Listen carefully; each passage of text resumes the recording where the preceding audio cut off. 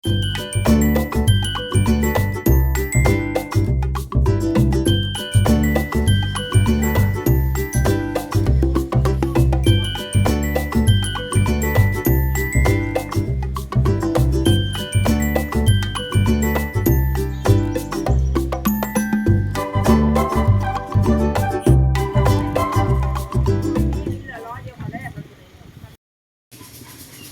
บสวัสดีพี่น้องนักปั่นทุกท่านวันนี้เราก็มาตามกระแสนะครับของวัดมะขามโพรงในจังหวัดพระนครศรีอยุธยานะครับ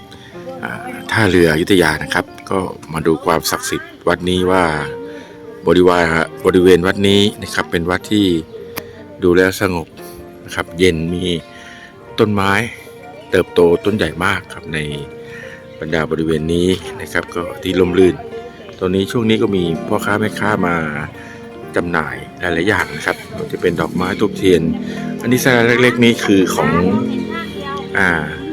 ทางวัดนะครับเดี๋ยวเราจะมากับน้องเดียนะครับจะไปดูข้างในมีอะไรบ้างนะครับก็เขาบอกว่ามีใบเสมานะครับเป็นอะไรนะน้องเดียยันอุณาโลมครับก็เราได้มาดูของจริงกันที่นี่นะครับก็เขาบอกว่าต้องเดิน3 รอบนะฮะเราก็ลองเดินดูนะครับว่าอันนี้เป็นภายนอกนะเป็นลักษณะแบบนี้นะครับเป็นอุโบสถนะครับที่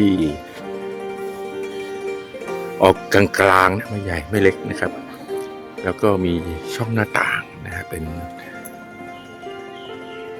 อายุขัยก็หลายปีเป็น100 ปีนะครับแต่ไม่รู้ประวัติว่ากี่100 ปีกันแน่นะครับก็พี่น้องประชาชนวันนี้เป็นวันศุก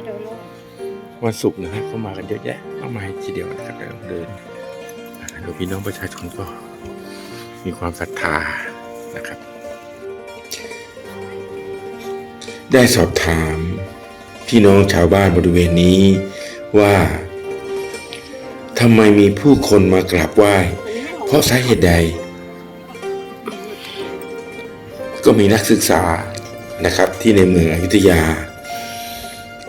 ได้ทำงานวิจัยนะครับมาถ่ายทำบริเวณนี้ได้อธิษฐานนะครับว่าถ้าหากว่าได้ยอดวิวนะครับก็จะมาสื่อสารนะครับมาบอกกล่าวว่าวันนี้มีความศักดิ์สิทธิ์อะไรบ้างนะครับ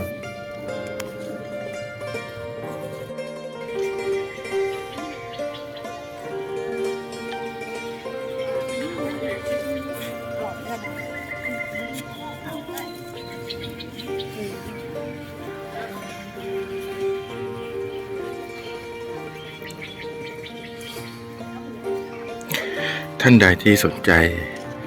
นะครับที่จะมาขอโชคลาภ